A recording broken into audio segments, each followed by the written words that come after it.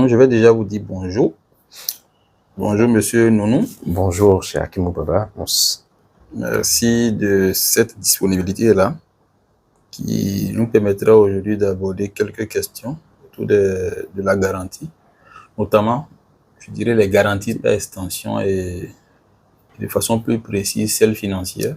Financière, exactement. Celles financières. Vous êtes déjà dans des marchés publics depuis un bon nombre d'années, avec votre expérience, le contrôle des marchés. Vous avez la chance, vous, de faire le bon itinéraire, c'est-à-dire avoir fait le contrôle avant la passation. Avant la passation, voilà. Oui, c'est vrai que ça aide. Qui est compliqué. C'est vrai que là, ça aide. Vous avez fait quand même une trajectoire très sereine. Oui. Et la question des garanties, aujourd'hui, c'est est-ce que d'après vous, ces garanties-là, en fait, sécurisent vraiment les marchés? Parce qu'elles sont exigées à des étapes du processus de passation, à des entreprises selon le type de marché, selon les niveaux de complexité aussi des marchés, des montants prévisionnels. C'est un arbitrage législatif qu'on fait pour voir à qui on doit demander et quel type de garantie il faut demander, selon les typologies de marché aussi, si ce sont des travaux, des prestations intellectuelles, par exemple, qui carrément sont exemple de ceci.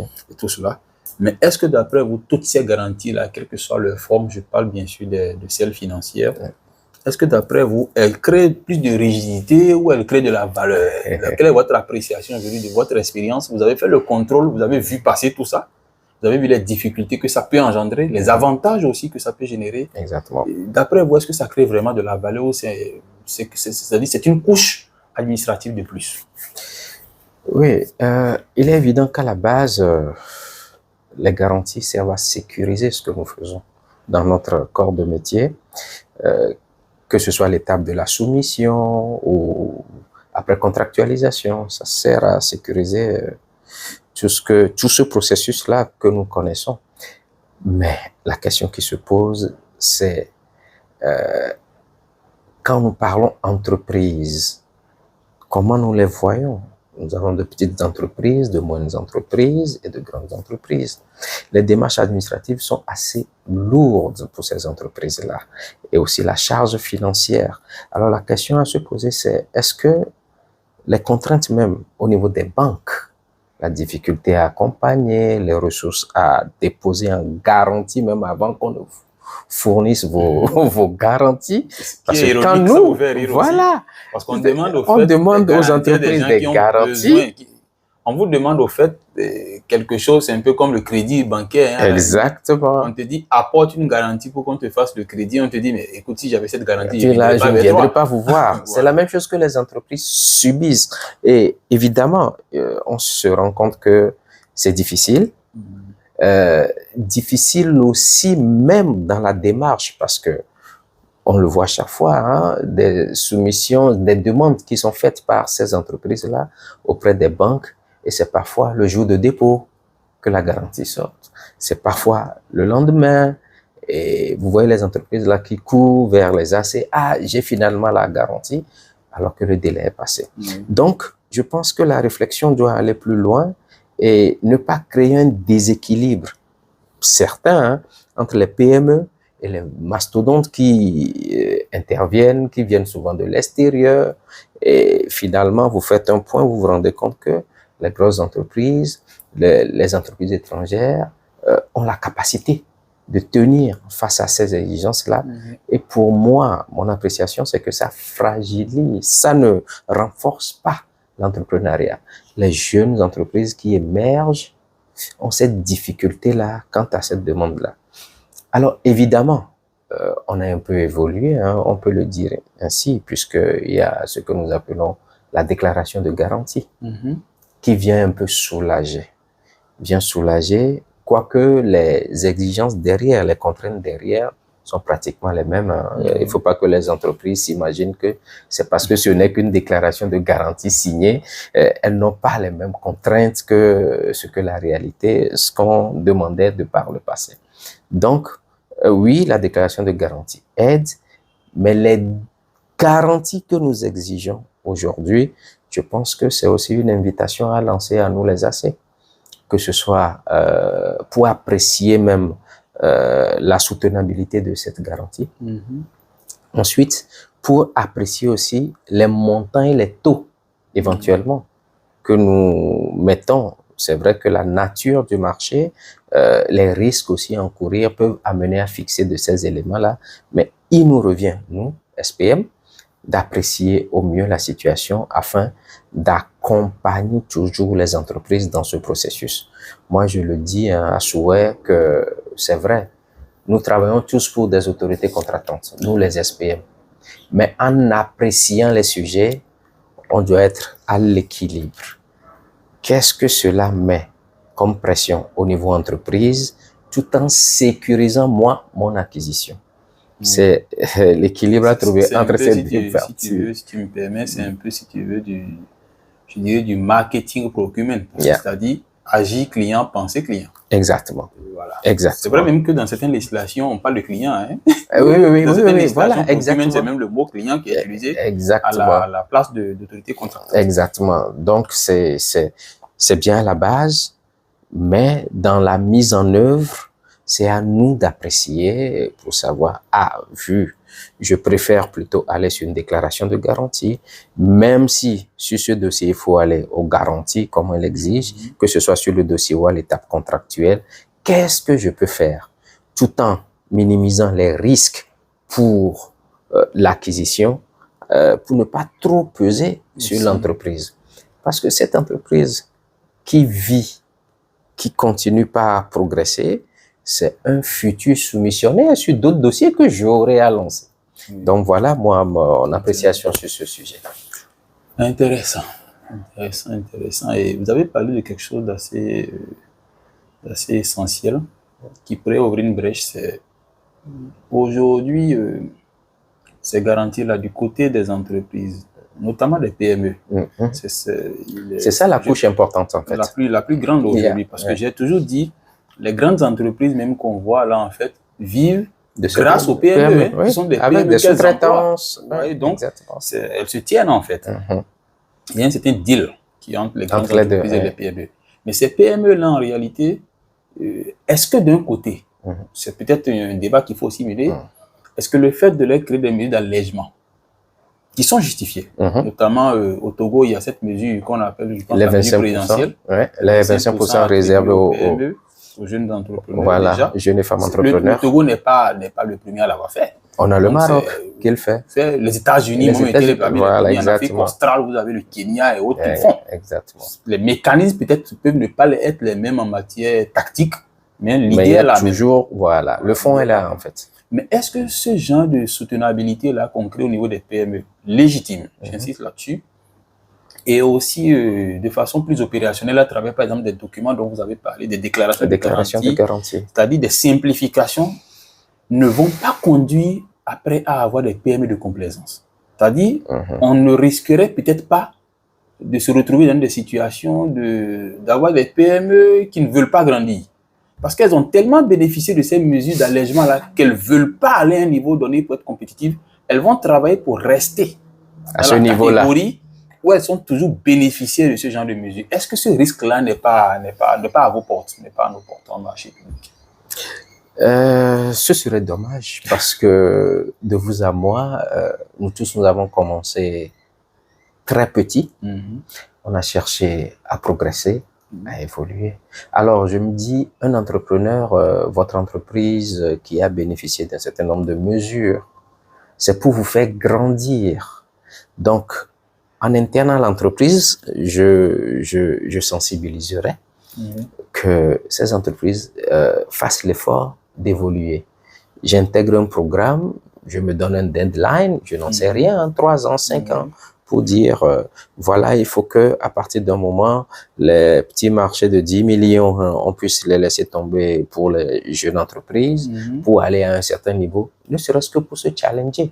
Est-ce que mon entreprise est à même d'aller maintenant sur tel cap? Alors, au-delà de ça, c'est peut-être la question qui est bien posée, Monsieur Akou. C'est de voir, exactement, c'est de voir. On donne un délai de prescription aux entreprises. Si tu, je le vois à 2 niveaux. Cette mesure pour tel nombre d'années. Après, tu n'es plus. Moi, je le vois à 2 niveaux. D'accord? Premier niveau, comme tu le dis si bien, c'est dire l'État accompagne les jeunes femmes entrepreneurs sur une période de 5 ans. Tu ne peux appartenir qu'à cette catégorie sur 5 ans. tu bénéficies de ça, tu n'as pas bénéficié, tu n'as pas actionné le levier, 5 ans après, tu sors du système. Alors, pourquoi je donne cette idée-là? Parce que il y a aussi les organes de régulation qui font un effort à saluer. Ces entreprises, jeunes et femmes entrepreneurs sont formées, sont accompagnées, sont outillées. Donc, de ce fait, sur un certain nombre d'années, c'est quand même de droit que l'État puisse dire, bon, va au level suivant.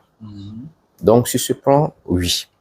Sur ce seconde idée, à mon niveau, je pense qu'il faille aussi travailler à une catégorisation des structures. Ok, jeunes et femmes entrepreneurs, d'accord, vous avez fait 1 an, on a une plateforme où vous renseignez des données qui permettent de vous évaluer et de dire, bon, on estime que vous pouvez aller à la catégorie 2, toujours dans le programme jeunes et femmes entrepreneurs. Ça veut dire que vous n'allez plus faire des marchés où on ne demandera pas de garantie de soumission.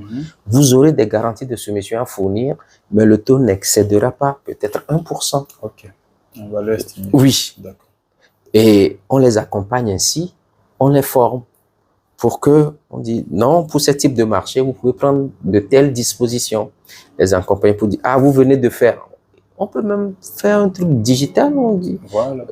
Vous venez de faire, on vous notifie. Vous venez de faire 2 ans dans le programme Jeunes et Femmes Entrepreneurs. À partir de cette année, vous êtes catégorisé tel. Alors, obligation pour vous de suivre telle formation. Et vos soumissions ne concerneront plus désormais tel type de dossier. Vous irez, voilà, vous irez ainsi. Et si vous voulez être encore mieux accompagné, n'hésitez pas à contacter tel. Des idées comme ça peuvent amener les gens à évoluer. Votre idée est duale, hein? En fait, quand je regarde, à la fois, elle est intéressante. Pourquoi? Parce que au même moment, il y a un volet sensibilisation où vous estimez qu'il faut accompagner. Accompagner les entreprises. Pas seulement pour accompagner pour qu'elles deviennent seulement performantes, mais pour qu'elles comprennent qu'elles ont intérêt à grandir. À grandir. Et de l'autre côté, mettre aussi un bouclier pour leur dire attention, on va t'accompagner, mais quelques années après, attends, tu n'es plus de la catégorie. Exactement. Donc, tu as intérêt à faire des efforts pour progresser. À sortir de cette catégorie parce que de facto, tel nombre d'années après, tu sors de la catégorie. Exactement. Donc, je pense que sur ça, les pouvoirs publics ont quand même de gros efforts législatifs aussi à faire pour prendre des décisions dans ce sens. Intéressant. Maintenant, si on va sur une garantie spécifique, celle de soumission. La garantie de soumission. Oui. Si on va sur la garantie de soumission. Aujourd'hui, hein, et je ne dirais même pas de notoriété publique, parce que c'est carrément législatif aujourd'hui. Lorsque vous êtes dans un processus et que vous arrivez, ça c'est courant, à un moment où le délai de validité des offres, puisque c'est arrivé à la garantie de soumission avec 30 jours d'écart normalement, quand ce délai de validité des offres-là arrive à expiration, alors que vous êtes encore en plein processus, on est d'accord, toutes les législations sont unanimes sur la question, il faut demander de prorogation aux entreprises en lice. Mais si on a 5 entreprises en lice et 2 refusent de proroger, parce qu'elles ont le droit de refuser, on est d'accord. Les 3 décident de proroger et les 2 refusent de ne pas proroger.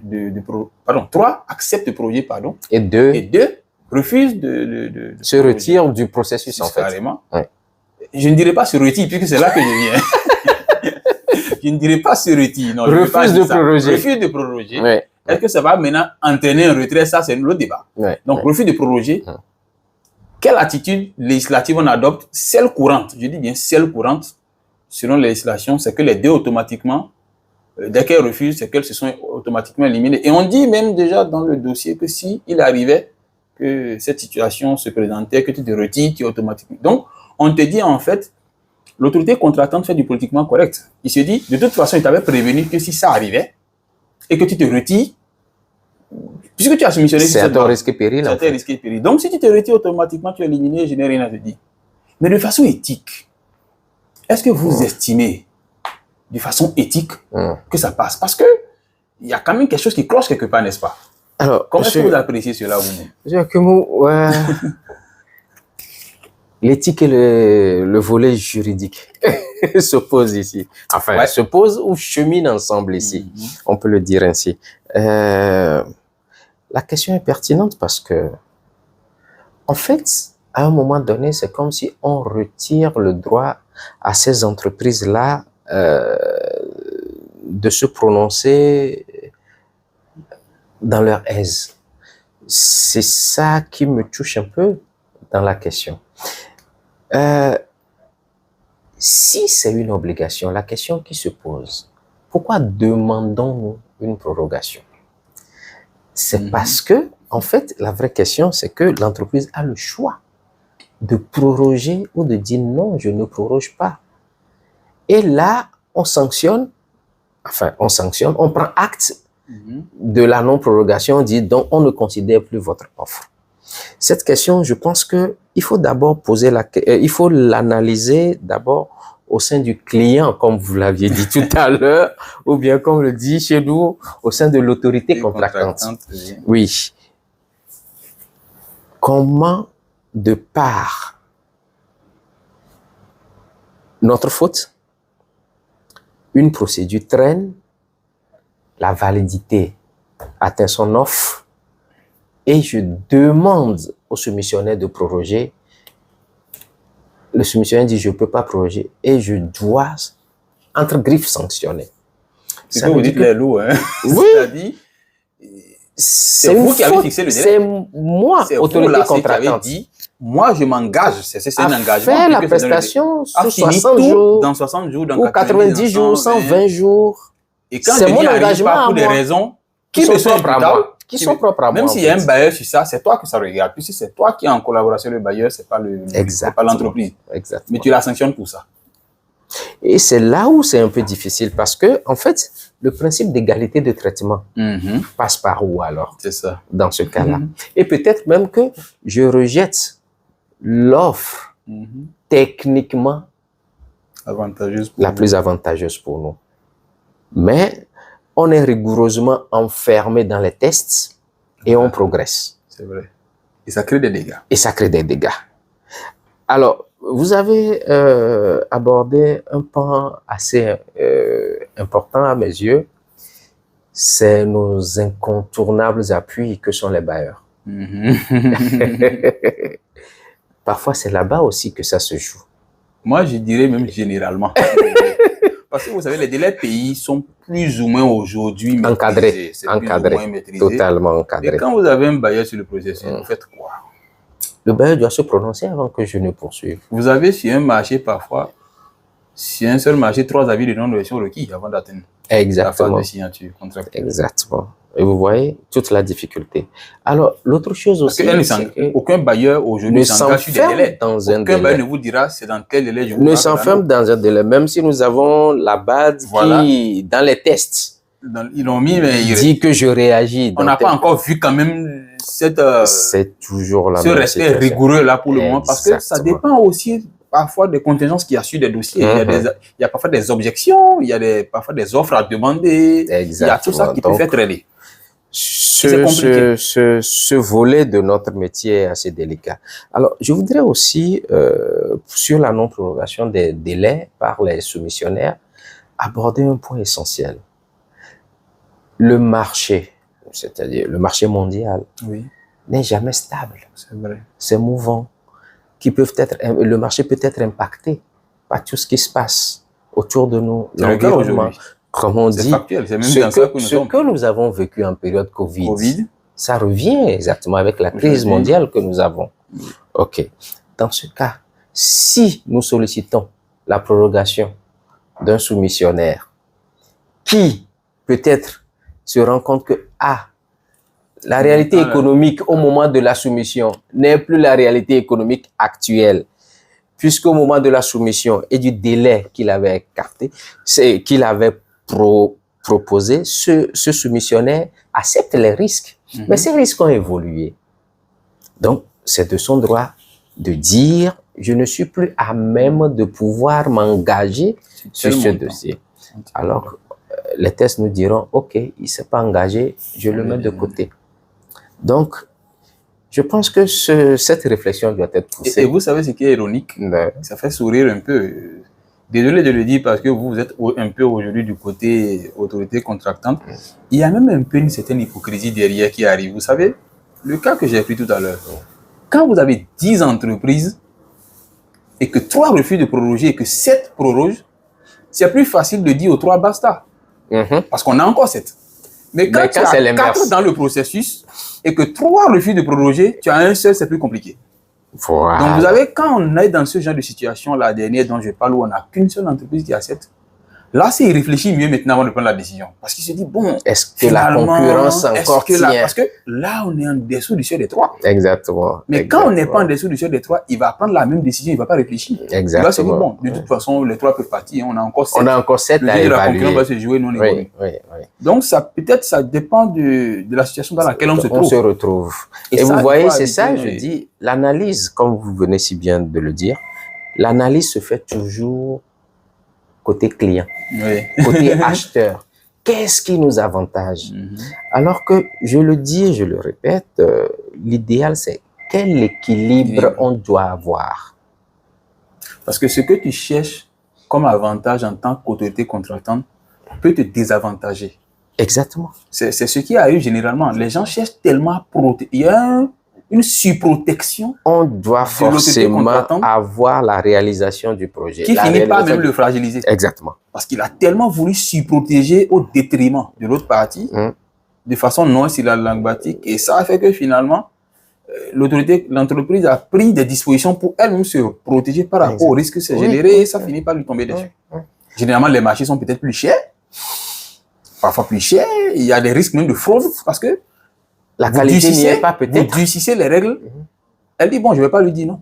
Je vais m'engager sur certaines choses et on verra quand je serai en train de faire, je vais trouver comment faire. Donc, ça peut finalement vous retomber dessus. Donc, il faut une bonne, comme vous l'avez dit, il faut une très bonne dose d'équilibre et de réalisme. Exactement. Comme chez nous, on dit quoi? On dit, il faut oser, mais il faut aussi doser. Doser. Voilà. Oser, doser. Oser, je prends pour moi. Moment. Je prends pour moi, monsieur. C'est difficile et c'est ça qui rend passionnant le métier d'acheteur public.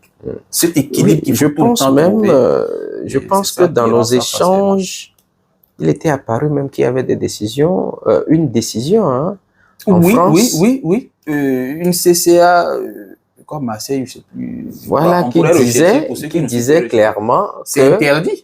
Voilà, dès qu'il y a un soumissionnaire. Dès qu'il y a un seul soumissionnaire qui refuse de proroger le processus, tu le reprends.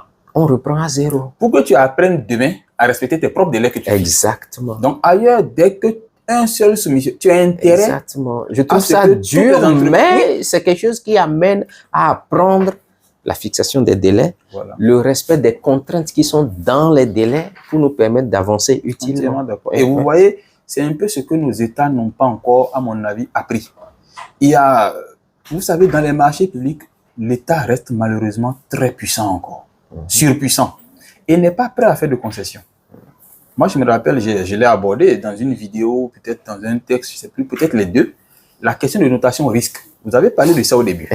Le fait que, par exemple, de façon automatisée, quand on est dans un système digitalisé, les garanties vont disparaître. Totalement. Parce que s'il y a un historique, on sait déjà si cette entreprise-là peut réaliser ou pas.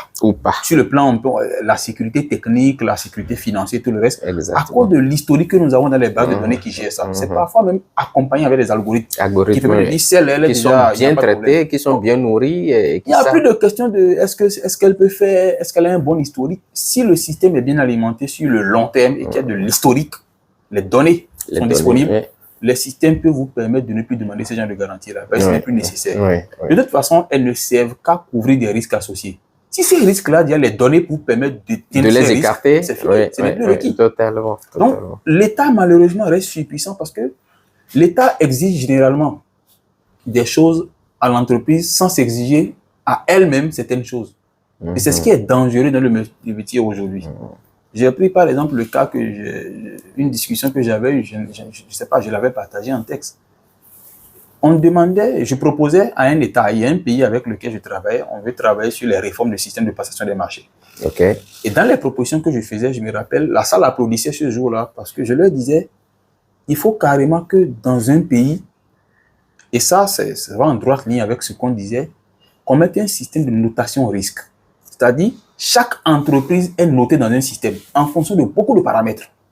Retard, elle a eu de retard quelque part. C'est un peu comme les points du permis, si vous voulez, qui sont retirés en fonction des infractions, qui sont catégorisés, notés. Donc, on sait ça te retire 1 point, tel chose te retire 2 points. Donc, à tout moment, quand tu as 10 entreprises dans un processus, tu sais, celle-là, elle a une note de quoi? Elle vaut 9,5 sur 10. Et tu sais aussi si telle entreprise est à risque ou pas. Donc, ça te permet de savoir le risque embarqué de chaque entreprise. Une notation qu'on gère avec des paramètres croisés. Et ça, les gens avaient trouvé ça intéressant. Ils m'ont dit, ah non, ça, il faut qu'on mette ça en œuvre. On va voir comment tu vas nous aider à mettre en œuvre. Je leur ai dit, mais c'est pas fini. Ce que vous dites aux entreprises, vous aussi. Ça vaut aussi pour lasser. Ça vaut aussi pour vous lasser. Vous devez aussi avoir le même système de notation géré par l'autorité de régulation, qui fait que vous aussi, une entreprise, avant de soumissionner sur un de vos marchés, doit savoir le risque que vous aussi vous êtes pour elle. Si vous êtes peut-être un mauvais payeur, si vous avez des relations conflictuelles généralement, on va avoir vos notations risque aussi.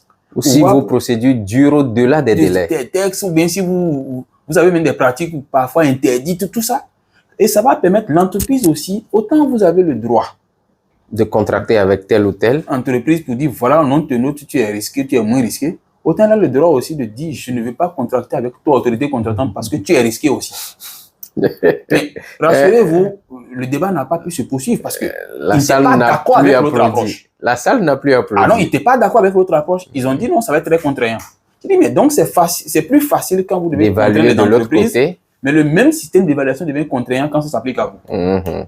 Donc, il y a ce débat-là qu'il faut qu'on fasse, que les AC doivent sortir un tout petit peu de la surpuissance et vraiment trouver l'équilibre du marché, comme vous l'avez dit. C'est très important. Merci beaucoup. C'est moi. Mais aujourd'hui, on a parlé de ce débat-là. C'est vrai, on a un début de solution qui est jurisprudentiel. Oui.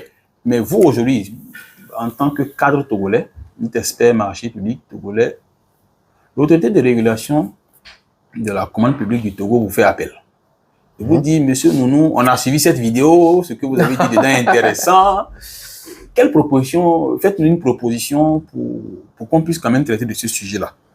Parce que éliminer les entreprises parce que pour les délais qu'elles n'ont pas elles-mêmes fixés, que vous avez fixés, comment est-ce que vous pensez qu'on peut maintenant trouver une solution? S'il fallait quand même légiférer, trouver une disposition, que ce soit dans des dossiers type, qu'est-ce qu'il faudrait mettre, à votre avis, pour cadrer cette question? C'est vrai, il faut en faire un débat, on est d'accord. Mais vous, pendant ce débat-là, quelle proposition vous auriez fait, aussi singulièrement, on vous approchait pour demander de faire une proposition dans ce sens? Oui, monsieur Akibou, il est évident que en fait, quand on analyse le sujet, le risque pour l'autorité contractante que nous sommes, c'est souvent la révision des prix. C'est ça, en fait. Le risque de la révision des prix. Alors, il faut qu'on se fonde sur certains facteurs, dont le facteur clé, à mon avis, c'est la situation économique. S'il n'y a pas eu séisme économique, s'il n'y a pas une situation évidente, justifiée, qu'un opérateur économique peut apporter comme preuve et validée par l'AC au regard de l'environnement économique que nous avons, moi, je pense que ces rejets pour non-prorogation doivent être mis de côté. Dans le sens où on apporte la preuve qu'il ne peut pas y avoir de mue financière. On ne peut pas changer de proposition financière en disant « Ah, il y a telle situation, telle situation, telle situation ». L'offre technique est maintenue, l'offre financière ne bouge pas en tant que telle. Donc, OK, on s'assoit, on discute, mais c'est une question qui doit être résolue entre AC et tous les soumissionnaires. C'est pas entre l'AC et quelques soumissionnaires. Maintenant, est-ce que, entre griffes, celui qui... ça peut être aussi un choix stratégique pour un opérateur économique de dire, oui, j'étais très emballé par le projet, mais aujourd'hui, je pense qu'on ne veut plus aller sur ce volet-là. Nous, comme entreprise. Vous avez justement abordé ce que je voulais aborder comme préoccupation. C'est ce qui arrive de façon factuelle. C'est vrai. Voilà. Donc, nous ne voulons plus aller. Bon, s'il y a un engagement réel, il y a un engagement réel à prendre. L'entreprise le prend.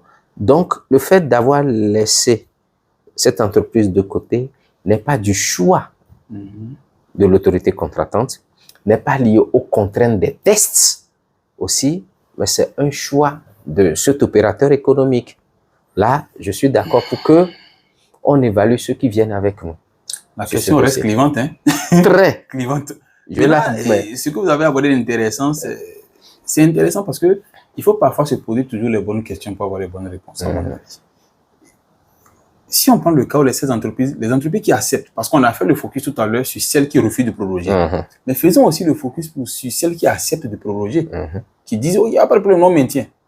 On va avec Je parie, monsieur Nounou, de votre expérience, vous avez trouvé beaucoup d'entreprises qui ont prorogé, qui n'ont pas pu tenir finalement. Ça arrive. C'est-à-dire, elles ont prorogé parce qu'elles ne veulent pas risquer. Exactement. Et qu'est-ce qui fait qu'elles font cette hypocrisie-là avec l'autorité contratante? Parce qu'elles savent qu'il y a l'épée de Damoclès qui dit, si tu ne fais pas, si tu ne proroges pas, je te rejette du système, du processus. Donc, qu'est-ce qu'elle fait? Elle dit, oh, il n'y a pas de problème. Je vais m'engager, je vais lui dire que c'est bon. Je vous accompagne. Quand on sera dans l'exécution, je vais voir comment on le dit, je vais voir comment gérer. Et vous êtes déjà en phase post-contractuelle, en pleine exécution, c'est compliqué à ce niveau-là. Vous savez, dès qu'on signe le contrat, tout devient compliqué. Il y a des choses qu'on peut rattraper avant. Oui, mais après... C'est la transition excellente que vous avez fait avec la question de révision des prix. Parce que l'autre problème que nous avons au niveau de nos États aujourd'hui, c'est l'absence de données fiables. Parce que les clauses, que ce soit d'actualisation, bon, l'actualisation, on n'en avait pas parlé parce que c'est avant l'exécution, il y a les formules, la révision aussi. Vous allez remarquer que beaucoup subissent, beaucoup d'AC subissent ça. Parce que quand vous amenez une clause de révision, je dis bien tendance haussière, parce que ça peut être tendance baissière, rarement baissière. Rarement baissière, mais à tendance haussière. Et c'est que les gens oublient aussi au niveau des AC, c'est que l'AC peut demander une révision des prix. Les gens pensent que ce n'est qu'une entreprise qui peut demander. L'AC peut demander une révision des prix aussi. Exactement. Il n'y a même pas de problème pour ça. C'est dans les deux sens. Maintenant, supposons que ça vienne de l'entreprise et c'est avec une tendance de révision haussière. Haussière, oui. Ça veut dire que si vous n'avez pas les éléments et les outils pour vraiment la contredire, vous allez subir ça. C'est-à-dire, elle va vous amener des dispositions de révision. Il n'y a rien à faire, elle va trouver comment justifier ça. Mais il suffit qu'elle vous dise que, je suppose qu'on vous dit que le prix du cuivre va augmenter sur les câbles électriques, quelque chose comme ça. Vous n'avez pas les données, vous faites comment pour lui dire non? Elle vous dit, voilà, ça c'est qui, voilà, et vous sort les données, vous dites, vous n'avez pas Donc, il va falloir que nos États aussi, même dans une disposition ne serait-ce que d'économie, parce qu'on perd de l'argent avec des révisions abusives, qui entraînent des avenants sans fini, que nous ayons des données, des métadonnées au niveau généralement de nos agences de statistiques, au niveau du ministère du Commerce, qu'on ait des données en temps réel qui permettent à toutes les AC de dire, OK, voilà ce que tu veux, qu'on révise de façon haussière, d'accord, un instant. Il regarde ça par rapport au référentiel pour voir est-ce que vraiment le prix du cuivre va augmenter, est-ce que la main-d'œuvre, parce que généralement c'est les deux facteurs, main-d'œuvre et matériaux, c'est des marchés de travaux, ces deux-là, est-ce que ça a vraiment augmenté? Pour justifier votre demande. Pour permettre aux AC vraiment d'avoir des éléments d'appréciation de ces demandes de révision à tendance haussière. Sinon, aujourd'hui, malheureusement, je le dis, les AC, au niveau des PRNP et autres, on les lâche. On subit. C'est-à-dire, on les lâche parce qu'on leur demande débrouillez-vous pour voir si c'est bon ou pas. Et certaines questions sont obligées de faire, elles sont parfois obligées de rentrer dans une contradiction de facto. Quand on dépose une cause de révision, elle dit non, je ne vais pas. Elles font même ce n'est même plus du procurement, c'est elles marchandent. Elles disent, oh non, ce que vous avez dit là, c'est trop. On sait que ça a augmenté, mais on va essayer de diminuer. Alors que même parfois, dans diminuer, là, tu es encore... tu t'es fait même encore arnaquer dans diminuer, là. Vous voyez, donc, elle n'a pas d'éléments, donc elle est obligée de jouer comme ça. Et ça, c'est quelque chose que nos autorités publiques doivent pouvoir constituer pour aider les responsables marchés, pour que vraiment vous ayez les données en temps réel pour dire non, pour l'appréciation en temps réel. Les données, vous devez avoir quelque chose en face aussi pour équilibrer. Voilà, très important. Très important. Sinon, aujourd'hui, les référentiels qu'on utilise, rassurez-vous, sont des référentiels non factuels généralement. Vous avez des référentiels de l'INSEE, par exemple. L'INSEE, c'est pas en Afrique, c'est la France. Ce sont des référentiels français qui sont utilisés. Il faut le dire honnêtement, et c'est pas forcément factuel.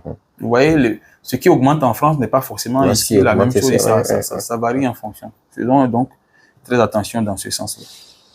Merci beaucoup. Dernière question Oui. sur laquelle je vais vous prendre, ou peut-être avant-dernière, avant de fermer. C'est la question aussi de l'authenticité des garanties. Ah oui, je m'attendais, ça vous fatigue, n'est-ce pas? Ça vous Non, Surtout, quelqu'un qui a fait le contrôle, il sait de quoi il s'agit. Parce que ce filtre-là, généralement, les AC n'ont pas les meilleurs mécanismes. Ça passe. Et c'est parfois le contrôle qui épingle ailleurs. Et on a connu un cas au Togo il y a quoi? 2-3 ans, entre la Côte d'Ivoire et le Togo, où c'est la Côte d'Ivoire qui a écrit au Togo pour dire telle ou telle entreprise que vous avez dans un processus au niveau de tel AC là. Les documents qu'elle a fournis là ne sont pas vrais, ce sont des documents falsifiés. Exactement. Donc, c'est quand même bien qu'il y ait une collaboration, une certaine police multilatérale entre parties. Mais est-ce qu'aujourd'hui, sur tous les marchés, déjà passés, je suis même pas en train de dire les marchés, déjà passés, et je vais même corser, qui se sont très bien passés, exécutés, c'est-à-dire les marchés avec exécution satisfaisante. Vous êtes sûr que si on retourne dans l'historique, on regarde un audit correct de tous les documents, parce que le top 1 des documents les plus falsifiés, ce sont pas les garanties, ce sont les attestations de bonne fin de prestation. Mais prenons le cas des garanties, c'est notre sujet, qu'elles soient bancaires ou autres. Ces garanties-là, est-ce que vous êtes généralement sûr que toutes ces garanties-là sont authentiques? La falsification des pièces. Oui. Monsieur Akimou. La falsification des pièces. Alors, sur ce sujet, ça va être difficile. Difficile parce que d'abord, ça appelle à de la collaboration. Collaboration entre les organes de gestion des marchés, les banques ou institutions qui délivrent les garanties. Ça, c'est le premier point. Ensuite, une réelle collaboration entre les banques et les entreprises même qui soumissionnent. Alors, aujourd'hui, je sais que vous et moi, on a eu à débattre de ce sujet d'authentification des pièces une fois. Et on avait dit à l'époque, la première des choses, quand même, ne serait-ce que les codes QR sur les pièces. Pour que l'AC qui reçoit une pièce à son niveau puisse scanner en 5 secondes, vérifier, s'assurer, ça provient bien de cette banque-là et c'est authentique. Un peu comme on le fait sur d'autres pièces qui arrivent. C'est ça, vous l'avez bien dit, il faut une collaboration tripartite. Voilà. Donc, Code QR permet de vraiment sécuriser le système.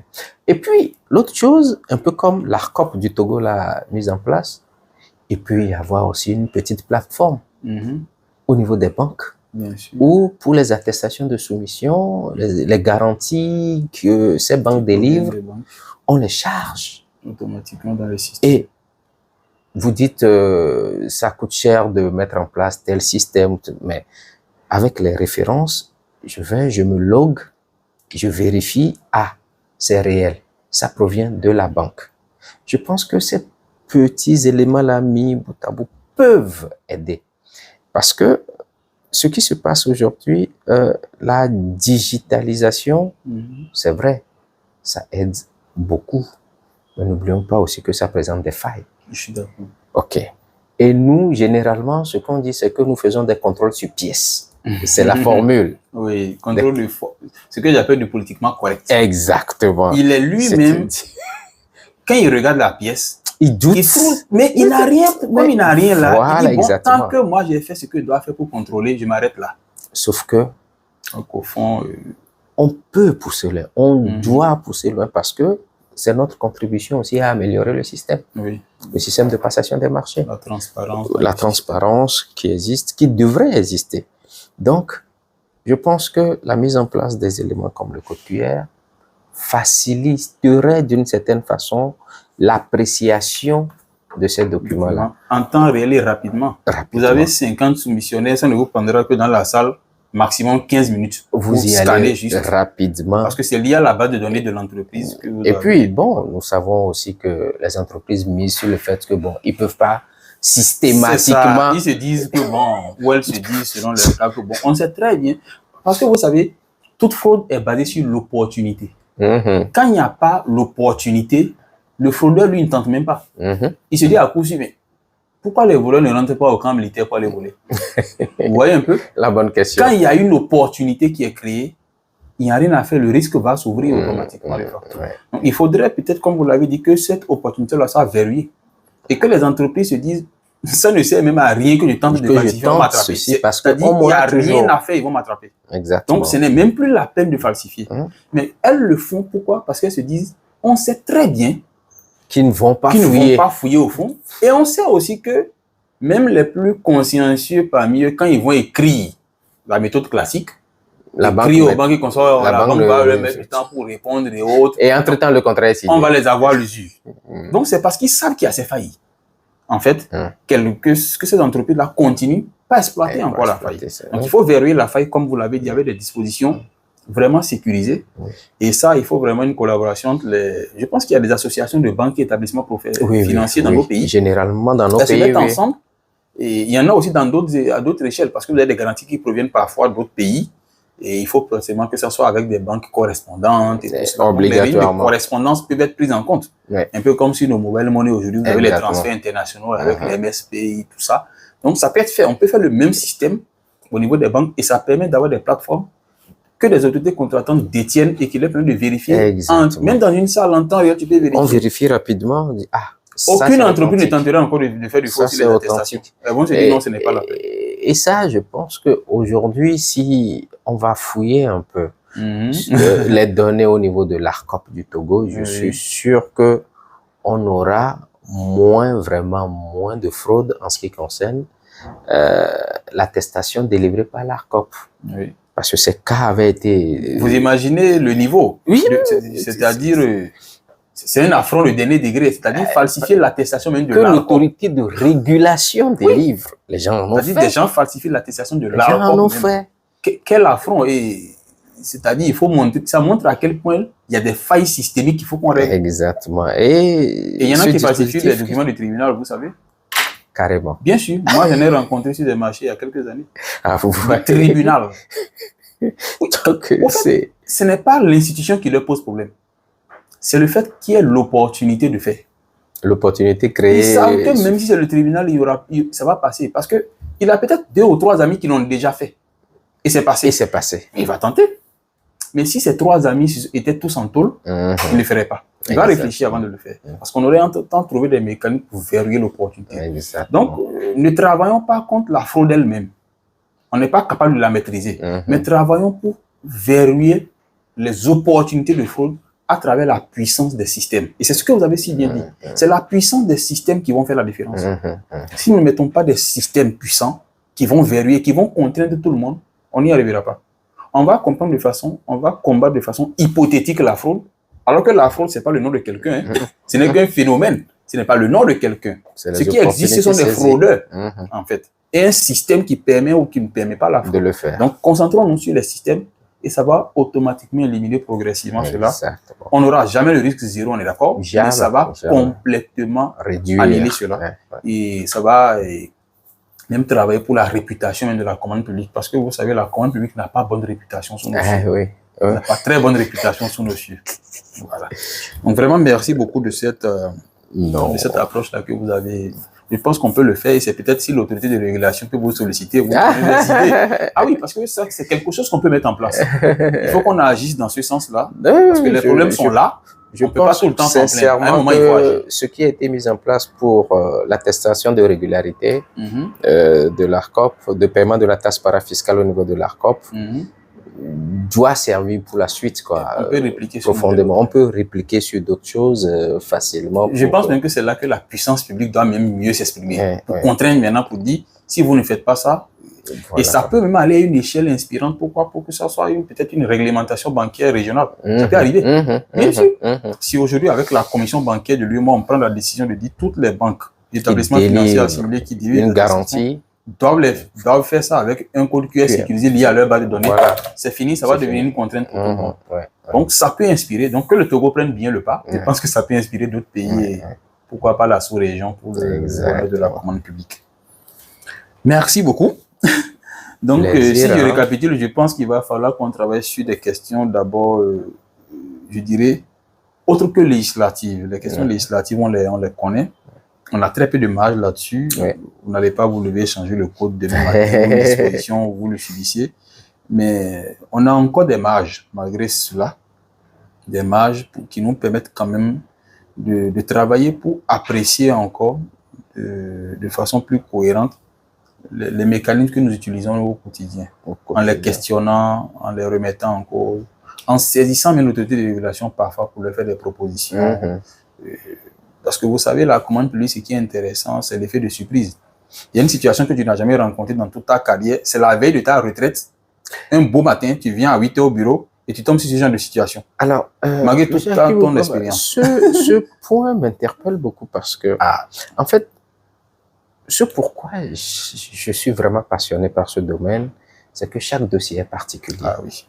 Et tu n'auras pas d'acquisition de véhicules de 2024 qui sera identique à l'acquisition de véhicules de 2025. Le marché a changé. Parce que, entre-temps, même dans l'exécution du marché de 2024, tu as rencontré des situations qui vont t'amener à améliorer le dossier de mise en concurrence de 2025. Une évaluation. C'est toujours cette remise en cause qui passionne dans ce domaine, en fait. Et puis, ce que tu as fait comme acquisition au sein de ton autorité contratante, quand tu le confrontes à ce que l'autre collègue a fait de l'autre côté, tu te dis, ah mince, je n'avais pas vu ce volet-là. Et l'autre te dira, oui, mais quand même, toi aussi, ce que tu as inséré ici permet de sécuriser.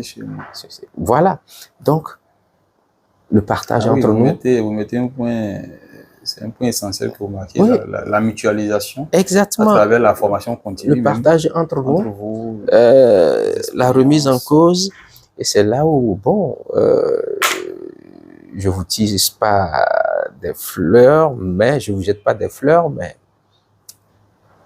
les plateformes mises en place par Bass Consulting aident beaucoup. Oui, c'est l'objectif même. Aident énormément.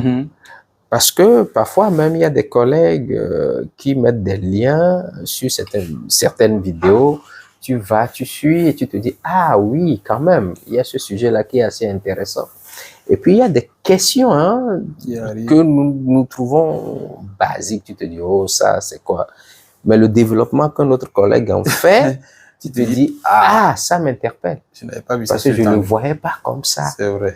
Donc, ces plateformes qui existent aujourd'hui, vous avez même fait l'effort de créer des sous-comptes nationaux. Oui, parce qu'il y a parfois des débats qui sont ça fait des réalités.